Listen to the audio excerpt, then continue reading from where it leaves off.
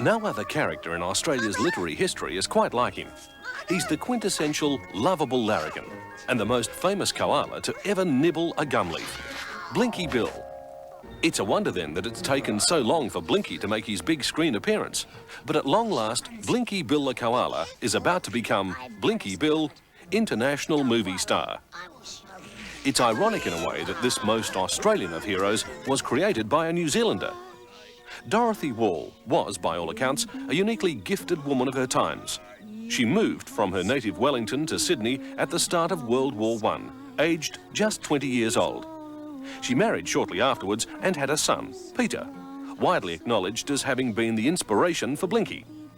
Dorothy and her husband separated in 1928, and Dorothy came to rely even more on her drawing to survive the Great Depression.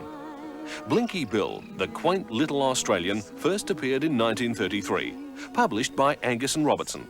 Blinky Grows Up appeared in 1934. 1937 saw Blinky Bill and Nutsy, and the patriotic Blinky Bill Joins the Army was published in 1940.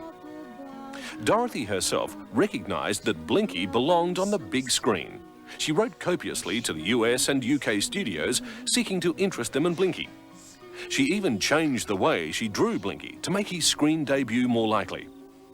Sadly, she died in 1942 after a short illness, and with her, her dreams for Blinky's screen career, only to be revived over 50 years later by Australia's most renowned animated filmmaker, Yoram Gross. Yoram's award-winning films have entertained Australian and international audiences for 16 years, with such smash hits as Dot and the Kangaroo, and more recently, The Magic Riddle.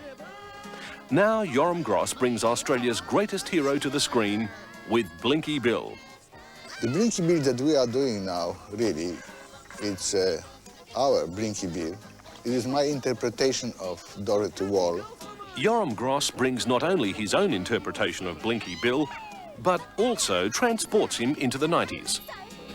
Blinky Bill's 50 years old, and a lot has changed in 50 years. The humour is different, and the kids are different, the costumes are different, mums are a little bit different, though not much. Things that are funny 50 years ago are still funny now, but sometimes they're not. In my opinion, the Blinky Bill is probably the best picture I have done till now. In the original, Blinky is a pretty tough character. He does some dreadful things which are funny to read, but not funny to see. He kicks people, and he pinches them, and he causes disaster. It is probably number 15. 15 full-length features I have done. Yes, all for children. One of the hallmarks of Yoram Gross's films is the unique combination of animation over real-life backgrounds. Locations were painstakingly researched, especially for the construction of the bush animals' village. Scale homes were made as the background for the animated action. Director of photography, Frank Hammond, has been working with Yoram Gross since Dot and the Kangaroo in 1969. The Blinky Bill film is a lot different than Dot and the Kangaroo because we have live sets.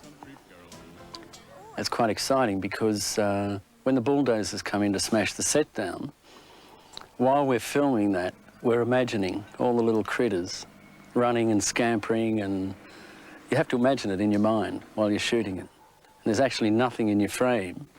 So when you're doing a pan or a camera movement, you have to imagine all the little creatures. We did one shot yesterday where we had Blinky Bill climbing up the stairs into his treehouse. Of course, Blinky Bill's not there yet, he gets put in later. It's quite nice. You find yourself giggling to yourself while you're shooting this imaginary character. You're shooting nothing, there's nothing there. It's good fun, I like it. Art director, Ray Nowland. I was approached with a project by Yoram to design for him through the traditional method of either cartoon backgrounds or he was just going to use trees to do it. And I was sitting out here, I just moved to the country, and I'm looking at my neighbours. And my neighbours have got round tree homes. They fit into the environment, they're rock, and they're very natural out here. They build their own homes, most of them build their own homes. And I was sitting here thinking there'd be no trouble. I've got drawings in front of me, and I'm looking at my drawings, and I'm looking at their houses, and I'm thinking, these people can build this. Ray has done a magnificent job, as you have seen. And we are happy. I hope the animated cartoon that we are doing, our koalas will be happy as well. but it is brilliant, as you see, because it's blended so nicely with the bush. You don't see that it's artificially done. It looks like really done by animals. If the animals will be doing this kind of houses, I am sure they will be doing exactly as Ray has done. Head of construction, Kevin Carroll. Well, originally Ray came and saw me and asked me if I could supply the labour from the local people, and I said I thought we could. And after a couple of plans that Ray drew up, we got down here and started to put things in together, you know, and using all of the natural stuff that we could find in the bush around here, and that's how it came together. And we dragged a few logs in with the tractors and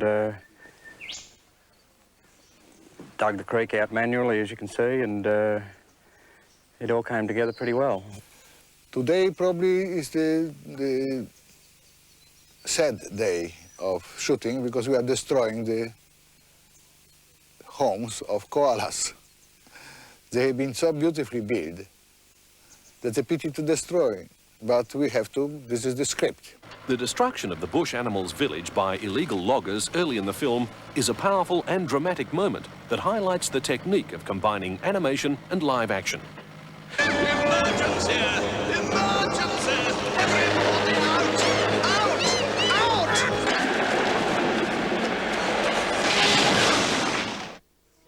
The movie of Blinky Bill actually began several years before the first frame of film was shot, with the development of the story. Co-writer John Palmer.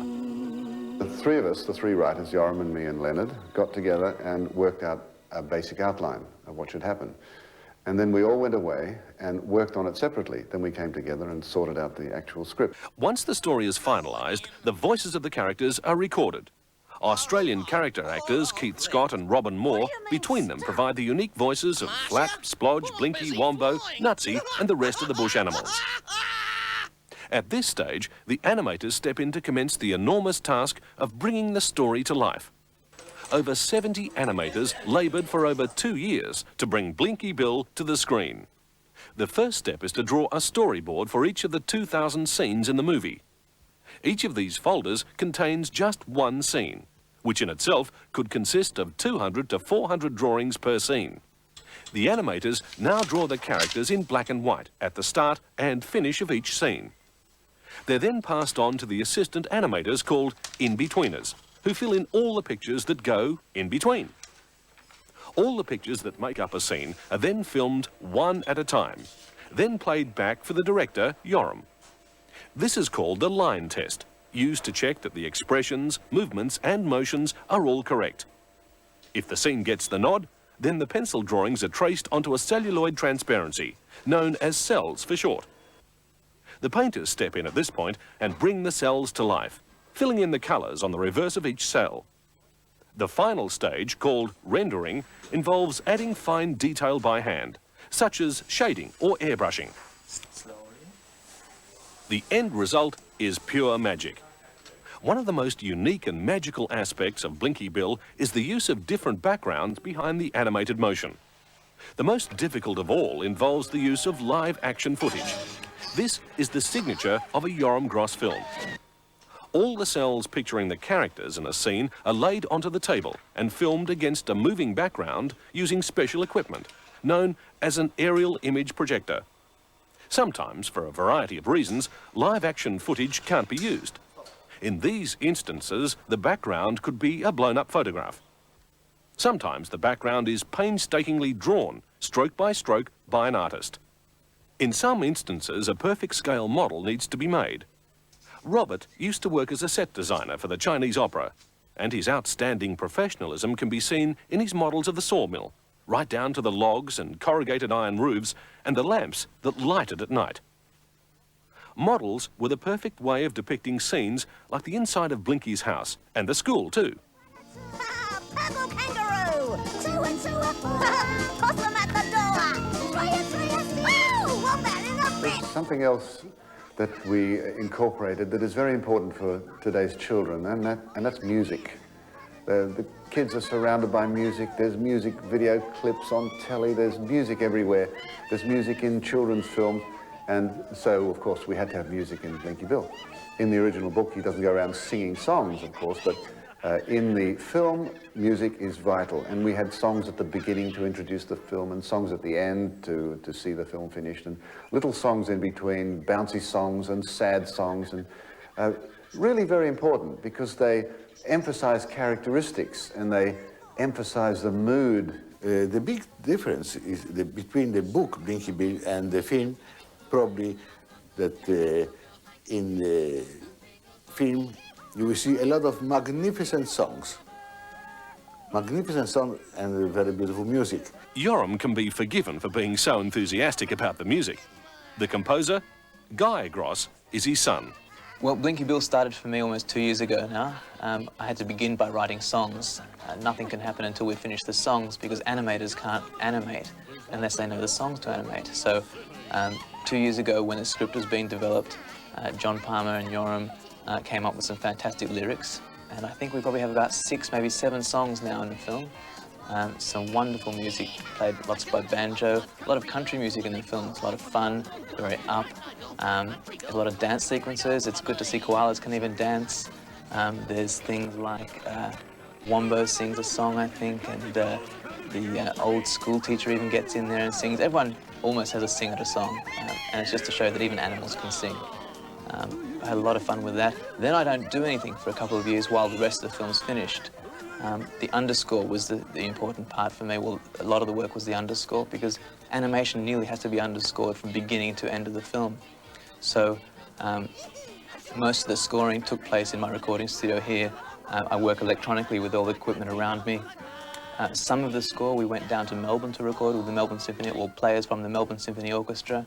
That was a great buzz to hear it with a live orchestra.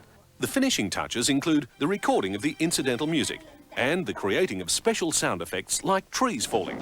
Every Australian adult knows about Blinky. It doesn't matter about the age. The older generation have read Blinky. The ones newer have had it read to them by their parents. And now the new lot, the brand new kids, have the film to look at. No doubt that the film, Blinky Bill, it will be a classic and it will stay in the memories of kids and adults for years. Finally, all the different elements have come together, and the result is a joy to watch. A tribute to Yoram Gross and his gifted team of animators, painters, builders, modellers and musicians, and the fulfilment of Dorothy Wall's 50-year-old dream, to see Blinky Bill as a hero of the big screen. When you're dancing ballet, what do you say? Grit it, grit it, grit it.